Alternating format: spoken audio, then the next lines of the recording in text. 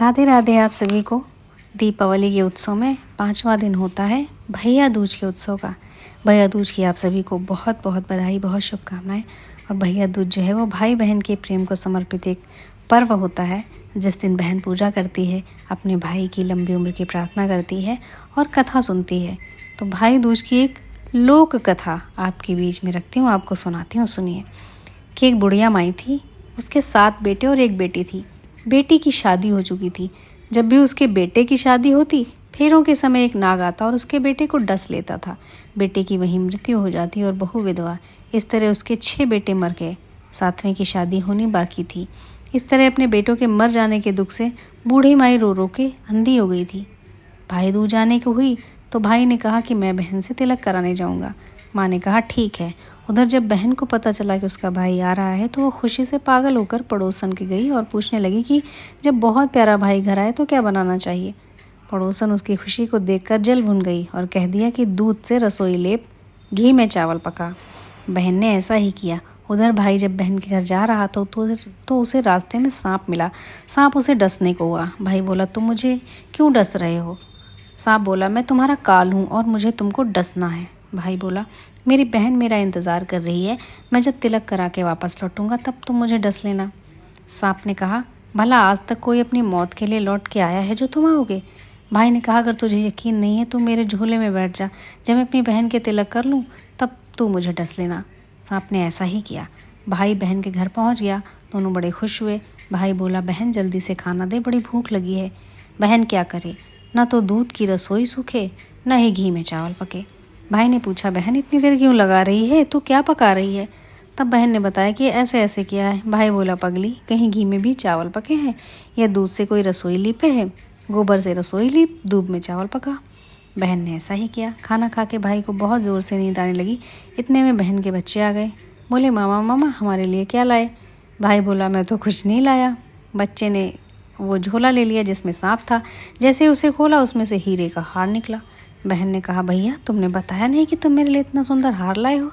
भाई बोला बहन तुझे पसंद है तो तू ले ले, मुझे हार का क्या करना। अगले दिन भाई बोला अब मुझे जाना है, मेरे लिए खाना रख दे। बहन ने उसके लिए लड्डू बना के एक डिब्बे में रख के दे दिए। भाई कुछ दूर जाकर थक कर एक पेड़ के नीचे सो गया।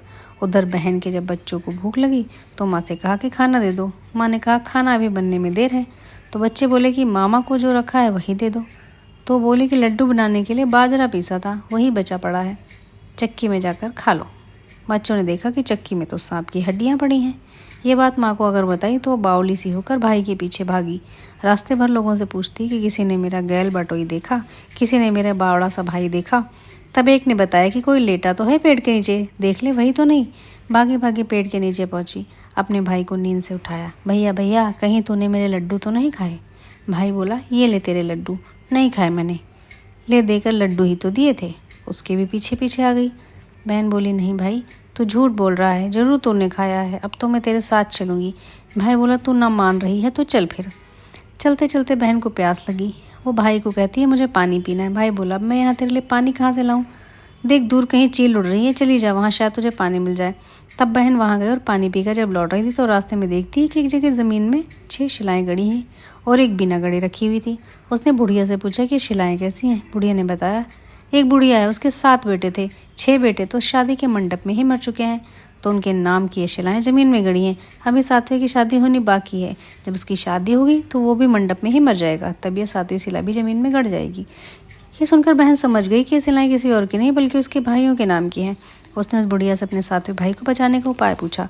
बुढ़िया ने उसे बता दिया कि वो अपने 7वें भाई को कैसे बचा सकती है। सब जानकर वो वहाँ से बाल खुले करके पागलों की तरह अपने भाई को गालियाँ देती हुई चली। भाई के पास आकर बोलने लगी तू तो जलेगा, कुटेगा, मरेगा। भाई उसके ऐसे व्यवहार को देखकर चौंक गया, पर उसे कुछ समझ नहीं आया। इस तरह दोनों भाई बहन माँ के घर पहुंचे। थोड़े समय के बाद भाई के लिए सगाई आने लगी, उसकी शादी तय हो गई।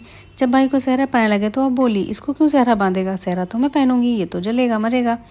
सब लोगों ने परेशान होकर सेहरा बहन को दे दिया। बहन ने देखा उसमें कलंगी की जगह सांप का बच्चा था। बहन ने उसे निकाल के फेंक दिया। अब जब भाई घोड़ी चढ़ने लगा तो बहन फिर बोली ये घोड़ी क्यों चढ़ेगा, घोड़ी पर तो मैं बैठूंगी, ये तो जलेगा मरेगा, इसकी लाश को चील को वे खाएंगे। सब लोग बहुत परेशान, सब ने उसे घोड़े पर भी चढ़ने दिया। अब जब बारात चलने को हुई तब बहन बोली ये क्यों दरवाजे से निकलेगा, ये तो पीछे के रास्ते से जाएगा, दरवाजे से तो मैं निकलूंगी।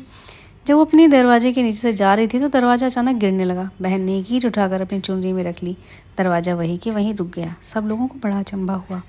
रास्ते में एक जगह बारात रुकी तो भाई को पीपल के पेड़ के नीचे खड़ा कर दिया। बहन कहने लगी, ये क्यों छाँव में खड़ा होगा, ये तो धूप में खड़ा होगा, छाँव में तो मैं खड़ी होंगी।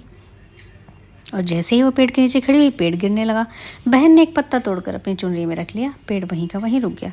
अब तो सबको विश्वास हो गया कि बावली कोई जादू टोना सीख कर रही है, जो बार बार अपने भाई की रक्षा कर रही है। ऐसे करते करते फेरों का समय आ गया। जब दुल्हन आई तो उसने दुल्हन के कान में कहा, जब तक मैंने तेरे पति को बचा लिया, अब तू अपने पति को और साथ ही अपने मरे हुए जेठों को बचा सकती है। फेरों के समय एक नाग आया। वो जैसे ही दूल्हे को डसने को हुआ, दुल्हन ने उसे एक लोटे में भर के ऊपर से प्लेट से बंद कर दिया। थोड़ी देर बाद नागिन लहर करती आई। दुल्हन से बोली, तू मेरा पति छोड़। दुल्हन बोली, पहले तू मेरा पति छोड़। नागिन ने कहा, ठीक है, मैंने तेरा पति छोड़ दिया। दुल्हन, ऐसे नहीं, पहले 3 बार बोल। नागिन ने 3 बार बोला, फिर बोली कि मेरे पति को छोड़। दुल्हन बोली, एक मेरे पति से क्या होगा, हंसने बोलने के लिए जेठ भी तो होना चाहिए, एक जेठ भी छोड़।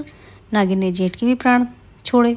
फिर दुल्हन ने कहा, एक जेठ से लड़ाई हो गई तो एक और जेठ, वो विदेश चला गया तो तीसरा जेठ भी छोड़। इस तरह एक एक करके दुल्हन ने अपने 6 जेठ जीवित करा लिए। उधर रो रो के बुढ़िया का बुरा हाल था कि अब तो मेरा 7वां बेटा भी बाकी बेटों की तरह मर जाएगा। गाँव वालों से बताया कि उसके 7 बेटा और बहुएं आ रही हैं।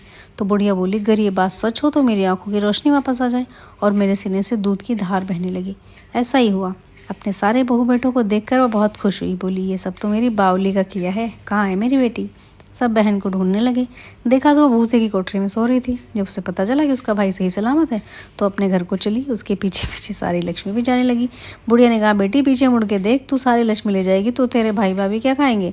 तब बहन ने पीछे मुड़ के देखा और कहा, जो माँ ने अपने हाथों से दिया वो मेरे साथ चल। बाकी बाद भाई और भाभी के पास रहे। इस तरह एक बहन ने अपने भाई की रक्षा की। तो ऐसे ही सभी बहनें अपने भाइयों की रक्षा के लिए बहुत उपाय करती हैं। सभी बहनें सुरक्षित रहें, सभी के भाई सुरक्षित रहें, इसी शुभकामना के साथ इस पर्व की आपको बहुत बहुत बधाई। हमारी ये कहानी आपको अच्छी लगी तो शेयर कीजिएगा और कमेंट करके हमें बताइएगा। हमारे चैनल को लाइक और सब्सक्राइब भी कीजिए। धन्यवाद।